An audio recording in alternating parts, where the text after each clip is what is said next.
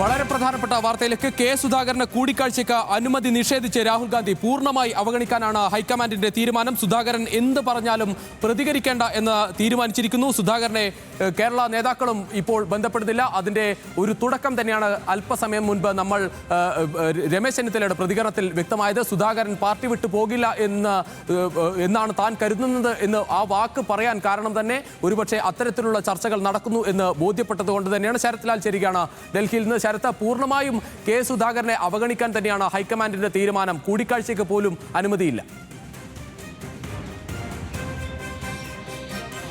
അതെ, കെ സുധാകരൻ നേരത്തെ കെ സുധാകരൻ എടുത്ത സമ്മർദ്ദമാണെങ്കിൽ ഇപ്പോൾ ഹൈക്കമാൻഡ് തിരിച്ച സമ്മർദ്ദം നടത്തുന്നു എന്ന് വേണം പറയാൻ. കാരണം രാഹുൽ ഗാന്ധിയുമായി കൂടിക്കാഴ്ചക്കുള്ള അനുമതി നിഷേധിക്കപ്പെട്ടു.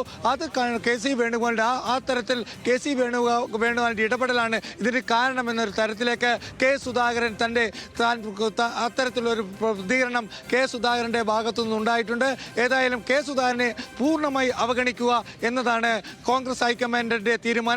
കേരളത്തിലെ ഒരു നേതാവ് പോലും സണ്ണി ജോസഫോ അല്ലെങ്കിൽ എന്തിനേറെ അടൂർ പ്രകാശ് പോലും അല്ലെങ്കിൽ വി ഡി സതീശൻ, രമേശ് ചെന്നിത്തല ആരും പോലും തന്നെ ഈ തീരുമാനങ്ങളോ അല്ലെങ്കിൽ ഇന്നത്തെ കേന്ദ്ര കമ്മിറ്റിയുടെ തീരുമാനങ്ങളോ ഇന്ന് പുലർച്ചയ്ക്ക് നടന്ന സംഭവങ്ങളോ ഒരു കാര്യം പോലും സുധാകരനെ വിളിക്കുകയോ സുധാകരന്റെ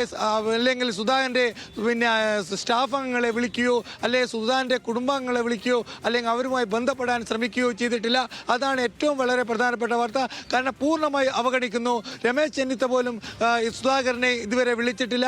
അതേപോലെ തന്നെ കെ സി വേണുഗോപാൽ കഴിഞ്ഞ 24 മണിക്കൂർ ഒരു തവണ പോലും കെ സുധാകരനെ വിളിച്ചിട്ടില്ല.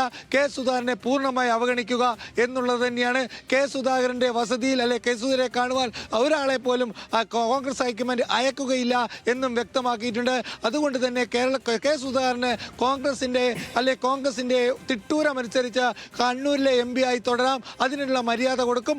അല്ലെങ്കിൽ കെ സുധാകരന്റെ വഴി നോക്കാം എന്ന രീതിയിലുള്ള ഒരു സമ്മർദ്ദ തന്ത്രമാണ് ഇപ്പോൾ കോൺഗ്രസ് ഹൈക്കമാൻഡിന്റെ ഭാഗത്തുനിന്നുള്ളത്.